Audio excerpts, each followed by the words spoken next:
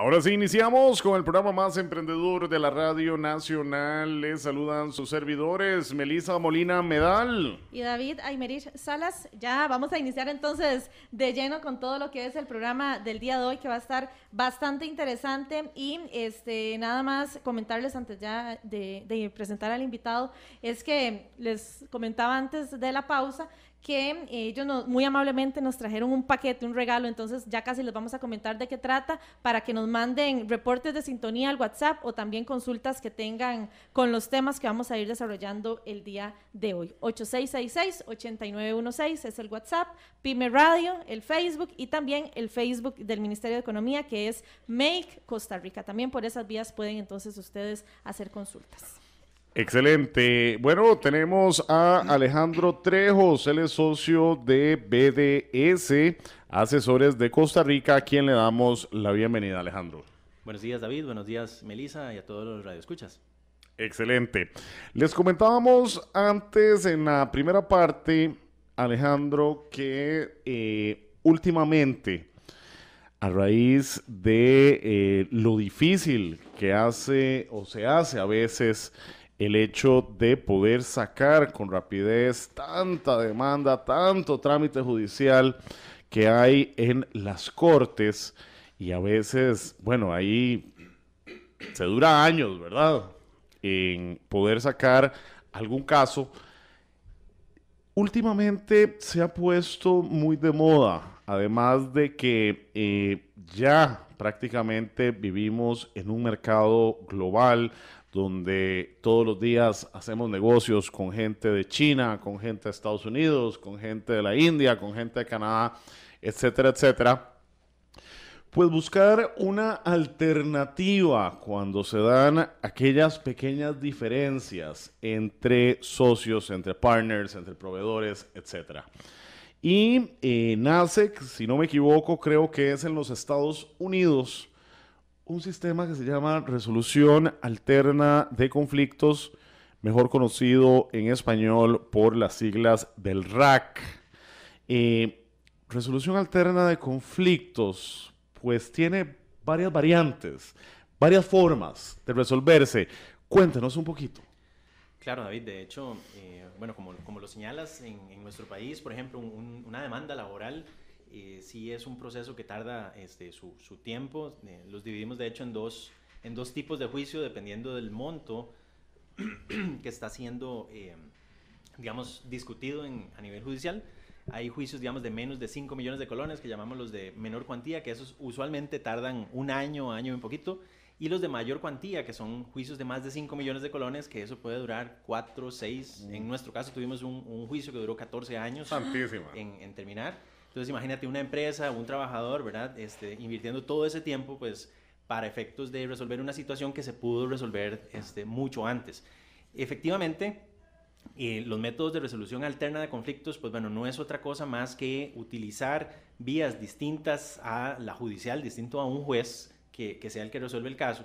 Y para eso, pues bueno, nuestro país innovó en lo que es la región de Centroamérica ya desde el año 2001 y aprueba una ley que permite desde lo que es una simple mediación, ¿verdad?, que es escoger a un tercero imparcial que no tenga interés, digamos, en el asunto, y que facilite de alguna manera el que las partes puedan encontrar entre ellas una solución que les beneficie. Este es el famoso acuerdo ganar-ganar, donde aquí no interesa que yo gane, que el otro pierda, sino que podamos construir una solución que tal vez no representa el 100% de lo que yo pretendía en esa diferencia, pero al menos estoy tranquilo, la casa pierde, pero está contenta. Ese es un poco el tema de la mediación. Ya existen también otros mecanismos un poquito más complejos y también suelen ser un poco más caros, como el arbitraje, donde ahí sí ya se hace como un juicio, pero es un juicio privado, donde hay pues un árbitro, o en ocasiones puede ser hasta un tribunal de árbitros. Usualmente estos árbitros se especializan en cierta área del derecho o en cierta área que requiere un conocimiento, por ejemplo, para resolver si, no sé, si una canción, en realidad los derechos de propiedad intelectual eran de una persona o de otra. Necesitamos gente con experiencia en ese tipo de temas, y por tanto los arbitrajes suelen ser procesos un poquito más complejos, ¿verdad? Son, bueno, el RAC tiene como ventajas, me imagino, el costo económico es una de ellas. ¿Qué otros beneficios? Sí, bueno, el tema del rack, por ejemplo, a nivel laboral, al menos, se ha explotado bastante en los últimos años y tenemos opciones desde las gratuitas, ¿verdad? El Ministerio de Trabajo tiene un centro de conciliación y mediación al que podemos acudir y solicitar una cita. Ahí un poco el tema es, pues bueno, la barrera del tiempo, ¿verdad? Usualmente su agenda está bastante cargada. También existen centros privados donde pues sí vamos a tener que pagar pues por el servicio de la mediación. Sin embargo, la ventaja es que sí tenemos que reunirnos ahí el sábado en la mañana, a las 8 de la mañana, porque solo a esa hora tenemos tiempo, el centro nos va a atender. Y la ley no distingue entre el efecto que tiene, por ejemplo, el acuerdo en el centro del ministerio al de un centro privado. Es decir, el efecto es el mismo. Es como si fuera una sentencia ya emitida pues, por un juez de la República. Que va la a tener... resolución tiene el mismo, equivale a una sentencia. Correcto. Sí, la ley le da ese carácter, llaman los abogados, de cosa juzgada. Es decir, el acuerdo, si cumple con los requerimientos que la ley establece, va a tener el mismo valor de una sentencia. Tan es así que si una de las partes incumple con los elementos a los cuales se obliga, digamos, en ese acuerdo, la otra parte puede ir y embargar directamente los bienes como si fuera una sentencia. Bueno, ahora creo que vamos a ir a corte comercial. Sería interesante, bueno, un punto, prácticamente ahora todos los contratos viene esa parte, ¿verdad? Sí. Donde uno admite que si llegara a suceder, etcétera, etcétera, etcétera, haría una solución alterna a conflictos, ya sea en la cámara, en la ANCHAM, ¿verdad? Es uno de los más populares. Y otra cosa también interesante es que mucha gente no sabe que ya usted con un simple correo electrónico, ya eso tiene poder legal. Sí. Ya casi vamos a contestar todas esas consultas y hablar también sobre este seminario que se va a realizar el día de mañana, un seminario de solución de conflictos y negociación laboral que también vamos a estar conversando. Antes, le invitamos a todas las personas que nos están escuchando a reportar sintonía 8666-8916, es el WhatsApp, únicamente mensajes de texto, de voz no, porque no los podemos escuchar por acá. Si tienen alguna consulta, pero también si quieren participar el día de hoy, muy amablemente, ellos, los invitados de hoy, ¿verdad? De BDS, Asesores de Costa Rica, nos traen un paquete para una persona que va a ser un código de trabajo con la reforma procesal laboral y un libro digital de 101 preguntas frecuentes de materia laboral, que sabemos que les va a servir a todos ustedes pymes que nos escuchan. Así es que reportando sintonía y al final del programa también vamos a decir quién es el ganador y cómo se comunican también con los invitados del día de hoy. Ya casi regresamos. Ahora sí, continuamos con el programa más emprendedor de la Radio Nacional, por supuesto, el único, el excepcional, Pyme Radio. Hablábamos en el segmento pasado que, bueno, ahora prácticamente todos los contratos traen esa cláusula, ¿verdad? De que si existiera algún conflicto, puedes resolverlo por un medio alterno. Y no tener que ir a echarse aquellos pleitos que además son carísimos, ¿verdad? En cortes y como usted lo dice, bueno, hasta 14 años puede durar una sentencia. Hay aspectos que la gente no comprende o no tiene mucha claridad, sobre todo ahora que ha venido a jugar un papel preponderante la Internet.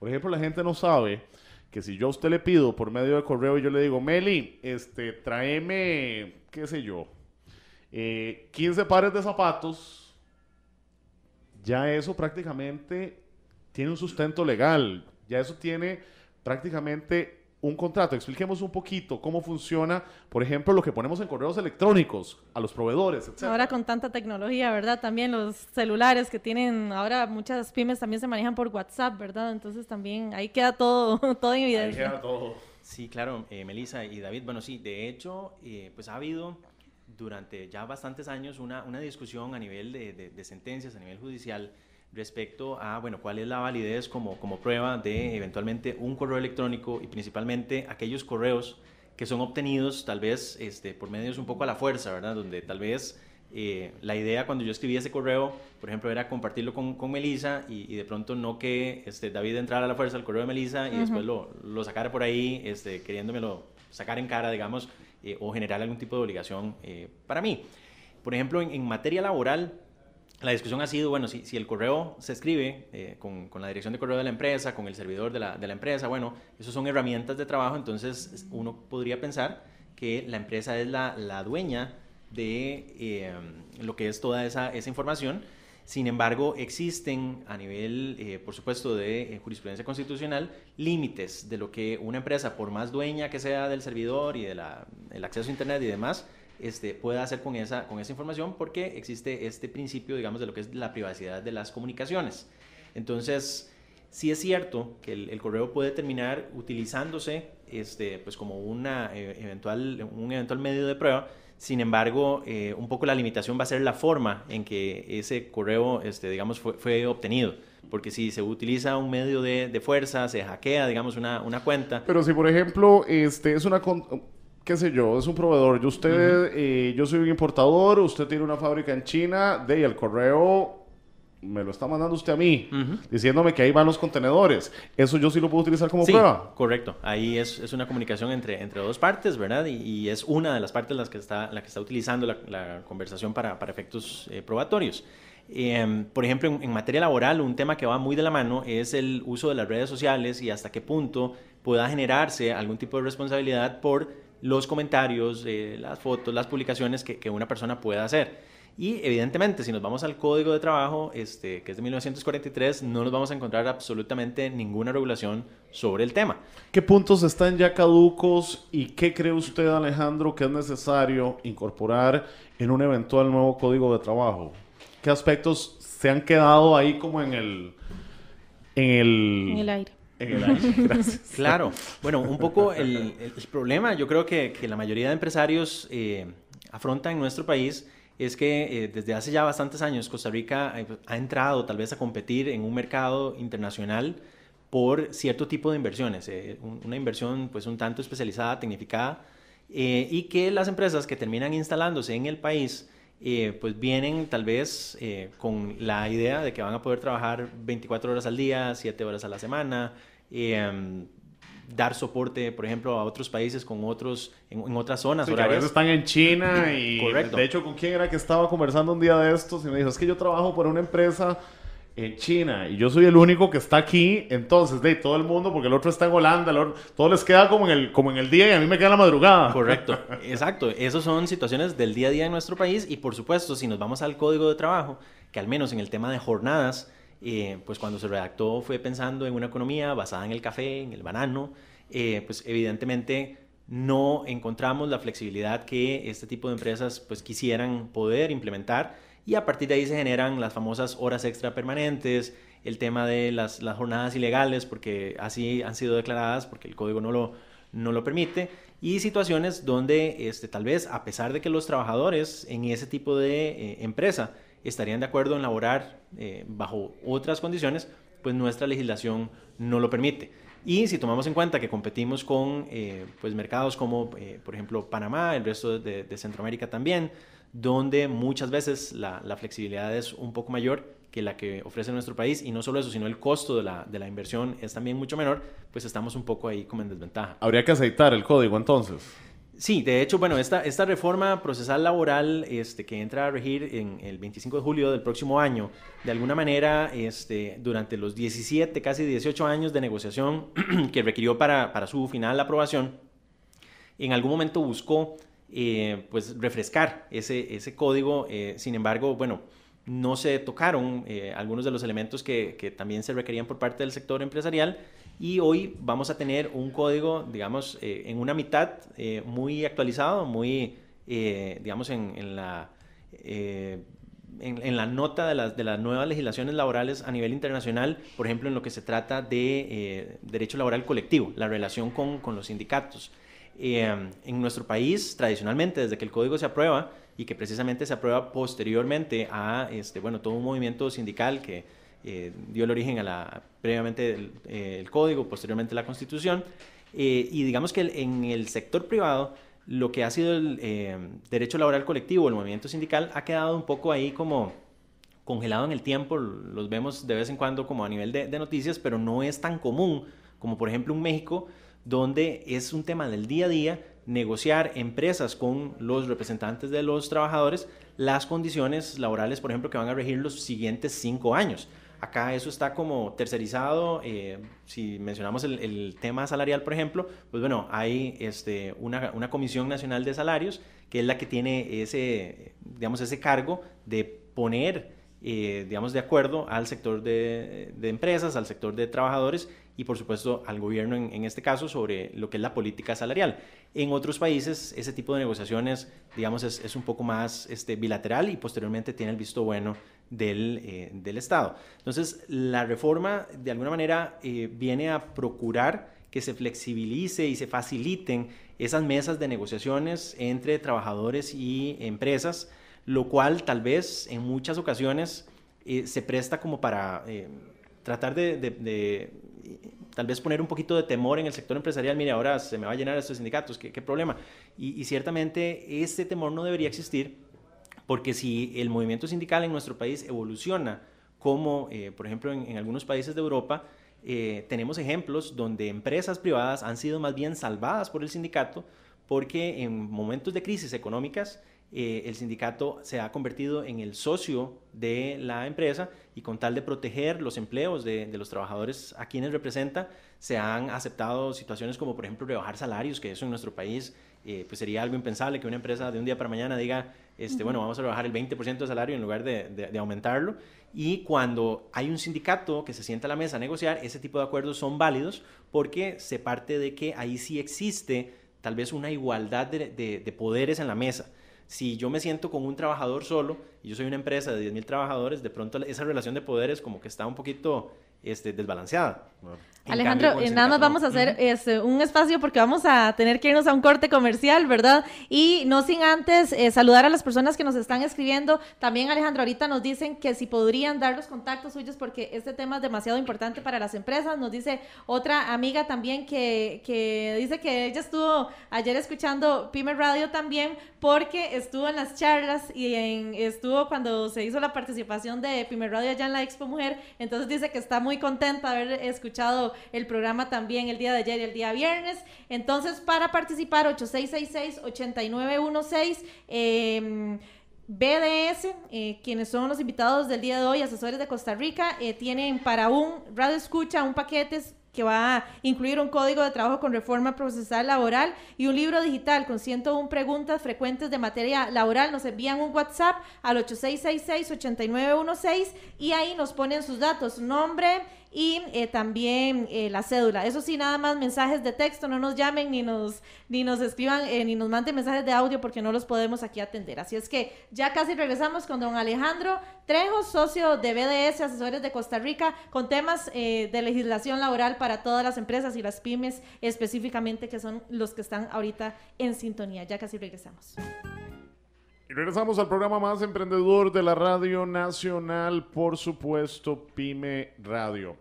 Alejandro, una de las quejas más repetitivas que he escuchado yo por parte de los empresarios cuando se relaciona al código de trabajo es que, según la percepción de ellos, el código protege al trabajador, mas no vela por los intereses del patrón, del empresario, bajo ninguna. Y yo creo que es cierto. O sea, realmente usted va al Ministerio de Trabajo, pone la denuncia, en gran parte puede ganar el empleado, ¿verdad? Porque el empleado pues llega, da su acusación y más bien es el patrón el que tiene que probar de que lo que está diciendo es mentira, lo cual... Claro. Es más difícil probar que lo que el otro dice es mentira. ¿Viene esta reforma a suavizar o a comprender un poquito mejor los intereses de los empresarios? David, en realidad, bueno, ese comentario que haces es totalmente cierto. De hecho, la legislación laboral parte de un principio que se llama el principio protector. Entonces, no es que a la gente le parezca que la legislación laboral sea proteccionista, es que parte de un principio protector que un poco lo que busca es equiparar esa relación de poderes que hablábamos en el segmento anterior, ¿verdad? Entonces, como pues partimos de una legislación, por ejemplo, de 1943 y donde existe ese desbalance de poderes, entonces sí se parte de esta presunción además de que lo que el trabajador pide o reclama de alguna forma es cierto, y le toca pues sí al empresario demostrar que el trabajador disfrutó vacaciones o que sí recibió el aguinaldo o que la causa por la que se le despidió sí era una falta grave que permitía el despido y por tanto no procedía el pago de preaviso de cesantía, por poner tal vez algunos ejemplos. Entonces, lo que la empresa debe hacer, por ejemplo, para poder afrontar adecuadamente un proceso laboral es documentar correctamente pues casi que todos los aspectos de la relación laboral. El error más frecuente que encontramos en el día a día es cuando, por ejemplo, una empresa nos llama y nos pregunta, mire Alejandro, tenemos a este trabajador, el fin de semana lo encontramos robando mercadería de la empresa, antes de eso el jefe directo lo ha amonestado como 15 veces, y ya pues no queremos contar más con sus servicios y pedimos el expediente y lo que tenemos es el currículum de hace 5 años, la foto de esa época, y no existe pues ninguna de esas amonestaciones que nos mencionaban documentada en una carta de amonestación. No existe, por ejemplo, algo de retroalimentación de una jefatura. ¿Qué pasa si el colaborador se niega a firmar documentos? En realidad, pues esto en ocasiones tiende a malinterpretarse porque cuando un trabajador firma, por ejemplo, una carta de despido, una carta de amonestación, en la mayoría de los casos no es que está de acuerdo con el contenido de la carta, simplemente que se da por comunicado, ¿verdad?, de esta carta disciplinaria. En el caso del ejemplo, no puede poner que están en desacuerdo. Lo puede poner sin ningún problema. Acá, pues yo te podría decir que en ocasiones cada vez más se ha ido perdiendo un poco el respeto frente a ese tipo de situaciones, porque hemos tenido casos donde la carta de despido se la rompen en la cara al jefe o casi que se la comen ahí para que no quede registro, digamos, del despido, piensa la persona en ese momento. Pero en realidad, pues bueno, la carta es simplemente un requisito formal para comunicar una decisión de la empresa y no requiere de la firma del trabajador para que sea válida. Con la reforma procesal laboral, por ejemplo, hay un tema que cambia, y es que si hoy en una empresa queremos entregar una carta de amonestación o una carta de despido y el trabajador no nos firma de recibido, entonces tenemos que salir al pasillo y agarrar a las dos personas sí, que van pasando por ahí, tomarlas de testigo y pues dejar una nota que al ser el día X a la hora tal se le está haciendo entrega a esta persona del documento y listo. Con la reforma procesal laboral va a generarse digamos, el requisito de que cuando el despido sea sin responsabilidad patronal, es decir, que la empresa está alegando una falta grave por parte del trabajador, la carta debe ser entregada en el Ministerio de Trabajo más cercano en un plazo de 10 días posterior a la decisión del despido. Para evitar esos problemas, entonces. Exacto, sí. Y, pues, es el ministerio el que notifica, entonces. El ministerio, digamos, es el depositario. Le vamos a comunicar al ministerio y a partir de ese depósito es que la carta adquiere, digamos, validez. Si no se cumple con ese requisito de formalidad, pues la carta podría terminar siendo nula, es decir, el despido no se ejecutó y por tanto, si duramos 2 años en un juicio discutiendo si el despido fue válido o no, durante esos 2 años es probable que le cobren los salarios caídos. Es probable que eso llegue a ocurrir así. Don Alejandro, nos llega una consulta al WhatsApp y dice un redescucha que es el presidente de Consultores en Salud Ocupacional, que dice que cómo se va a manejar el tema de discriminación en contratación y despido en este nuevo código. Uh-huh. Y además está consultando sobre cursos para todas las pymes que conozcan, ¿verdad? Ya de primera mano y no digan que no conocían, ¿verdad? Sobre todos estos cambios que van a haber. Entonces, si ustedes van a tener cursos también. Claro. Sí, un punto que es importante, tal vez, y no mencionamos al inicio, es que, bueno, la reforma procesal laboral, bueno, primero, no cambia todo el código de trabajo, cambia un poquito más de la mitad, exacto, cambia un poquito más de la mitad, pero todavía va a tener que coexistir con la otra mitad que todavía es de 1943, entonces hay como un parchecito, digamos. Y son como las ruinas, ¿verdad? La mitad de lo viejo construido y ahí lo que le remachan. Sí, es una actualización en ciertos aspectos. La reforma toca 3 puntos específicos. Uno es lo que llamamos, bueno, el derecho laboral individual, la relación entre una empresa y un trabajador individual. Ahí, por ejemplo, parte de los temas que se refuerzan en la reforma es precisamente el tema de la protección contra la discriminación. Actualmente en nuestro país contamos con 4 o 5 causales de discriminación en el código, y con la reforma pasamos a 14. Entonces, evidentemente, pues sí se hace bastante más estricta la protección, al punto que se incluyen elementos que podrían ser un poquito complejos, como por ejemplo la condición socioeconómica del trabajador. Con la reforma se puede considerar como una causal de discriminación. Entonces, eso es cierto, en la vida real, en la práctica, y yo lo he escuchado, e incluso de gente que me dice, mira, yo cuando voy a pedir trabajo, no pongo ni que vivo en Alajuelita, ni que vivo en etcétera, ni que vivo en otro lugar, porque no me lo dan. exacto. De hecho, el típico caso en algunas empresas, por ejemplo, principalmente del sector bancario financiero, es el control que se hace sobre el tema de los antecedentes del candidato o del trabajador. Y bueno, lo peor que a uno como trabajador le podría pasar en una empresa de estas es que caiga la famosa embargo de salario, ¿verdad? Que ya termina pues afectando un poco el tema de la liquidez del trabajador, y en esas empresas le dicen, bueno, le damos 8 días para que usted resuelva esa situación, si no, automáticamente el contrato sería terminado.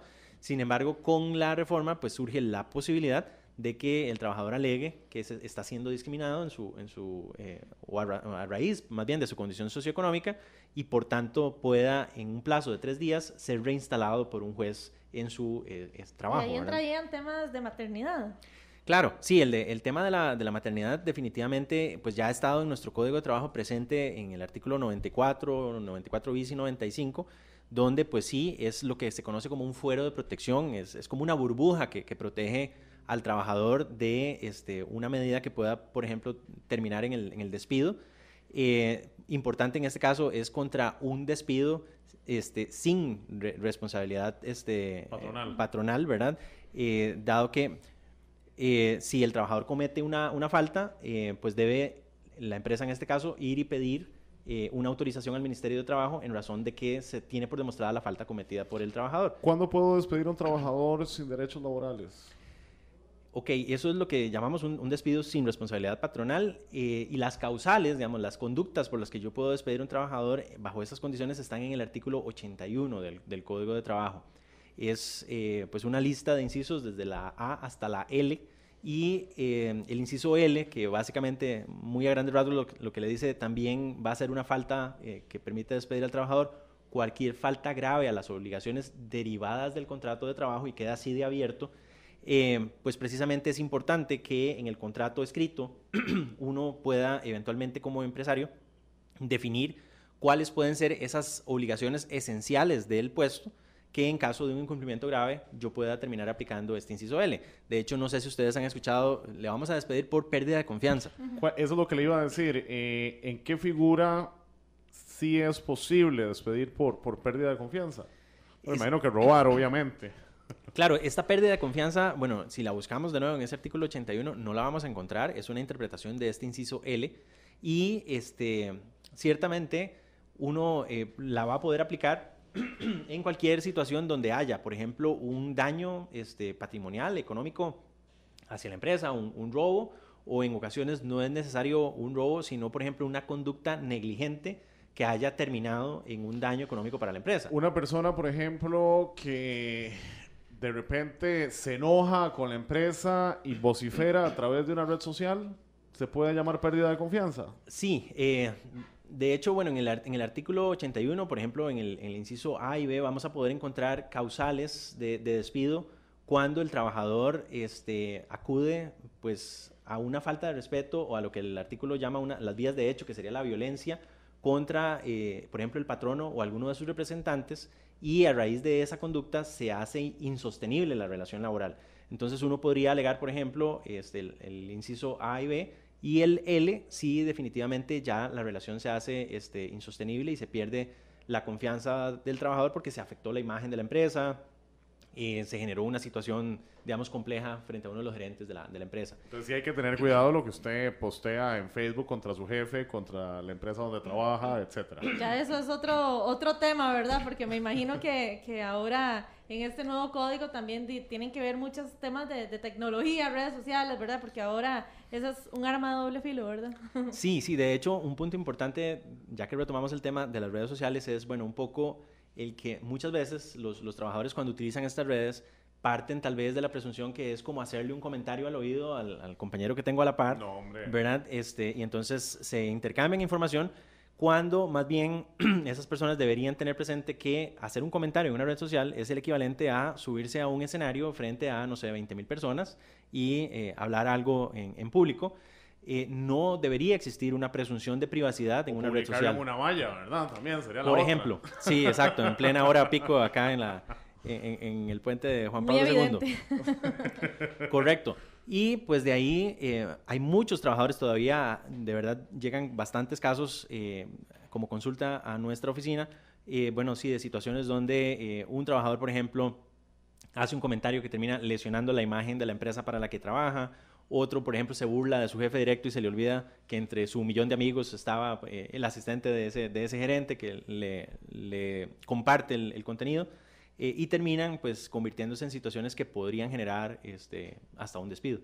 Alejandro, vamos a ir ya al último bloque, se nos está pasando muy rápido el programa, no sin antes invitarlo luego ya a un programa, ¿verdad?, completo de alguno de estos temas que usted nos ha conversado para ya detallarlo, y ahorita que vengamos del corte comercial, queríamos ya saber, ¿verdad?, todos los detalles de ese seminario que van a tener ustedes mañana con invitados internacionales, que por cierto vamos a tener, después vamos a tener un programa grabado con uno de esos invitados internacionales para también que ustedes conozcan de primera mano sobre lo que es la resolución de conflictos, el tema principal del seminario. Y no sin antes también decirles que al 8666-8916, que es el WhatsApp de la Superestación, estamos recibiendo sus contactos, su número de cédula, su nombre completo, para al final del programa, o sea, ya casi como unos 5 minutos, darles lo que es un paquete a un ganador con un código de trabajo con la reforma y también un libro digital sobre preguntas frecuentes en temas laborales. Ya casi regresamos. Regresamos al programa más emprendedor de la Radio Nacional, por supuesto, Pyme Radio. Recordaba ahora que estábamos conversando sobre lo de estos muchachos. Hace poco en México salió una foto de dos trabajadores haciendo como que orinaban el producto. Obviamente los despidieron. Hablando un poquito de lo de Facebook. Mañana tienen un seminario, ¿verdad? Sí, correcto, David. De hecho, bueno, mencionábamos que esta reforma tocaba 3 temas, ¿verdad? Ya hablamos de la parte individual. La segunda parte que toca es, bueno, lo que es el tema procesal propiamente, lo que son los juicios, la oralidad en los juicios. Hoy la mayoría de procesos laborales son escritos, la idea es acortarlos con esta idea de la oralidad. Y también la parte que mencionábamos en un inicio de lo que es el derecho laboral colectivo, la relación, digamos, entre grupos de trabajadores y empresa o empresas. Precisamente en el sector privado de nuestro país, un poco por este carácter histórico, digamos, de la falta de negociación, no estamos acostumbrados a pues sentarnos a una mesa, negociar con un grupo de trabajadores, por ejemplo, una serie de peticiones que ellos puedan plantear, porque pues un poco la forma en que esto ha venido manejándose en nuestro país es esperamos a que haya una ley que regule ese tema en específico, o de alguna manera buscamos una intervención del Estado en ese aspecto en particular. Con la reforma se van a empezar a manifestar situaciones donde pues la empresa se va a ver en medio de una negociación. Y precisamente ante la falta de conocimiento de nuestras empresas sobre temas de negociaciones, es que queríamos aprovechar esta coyuntura de la entrada en vigencia de la reforma procesal para dar las herramientas que, pues bueno, toda empresa debería conocer. Muchas veces, si un grupo de trabajadores te llega, por ejemplo, con un pliego de peticiones, una agenda, digamos, de temas a discutir, la peor alternativa a utilizar podría ser decir, no vamos a sentarnos ni siquiera a conocer esa agenda. Entonces, bueno, ¿qué hacer frente a una situación de este tipo? Para eso vamos a utilizar los servicios y la experiencia de profesores de la Universidad de Cornell en Estados Unidos, que se especializan precisamente en este tema de la negociación en centros de trabajo.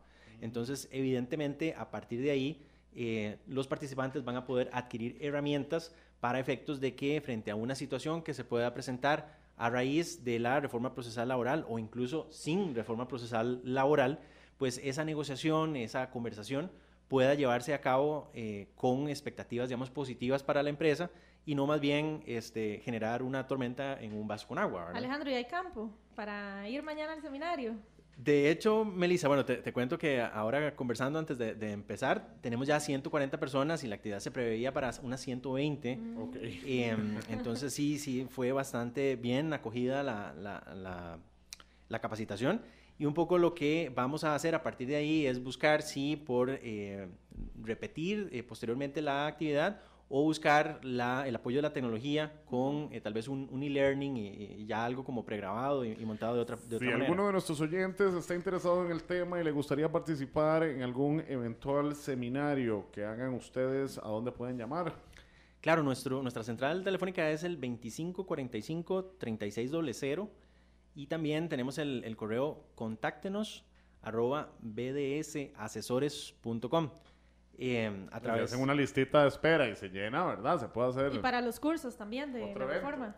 Sí, correcto. Si lo repite, entonces los contactos un poquito más despacio para que todo el mundo tenga el chance de apuntarlos. Claro, 2545-3600, central telefónica, y contáctenos@bdsasesores.com.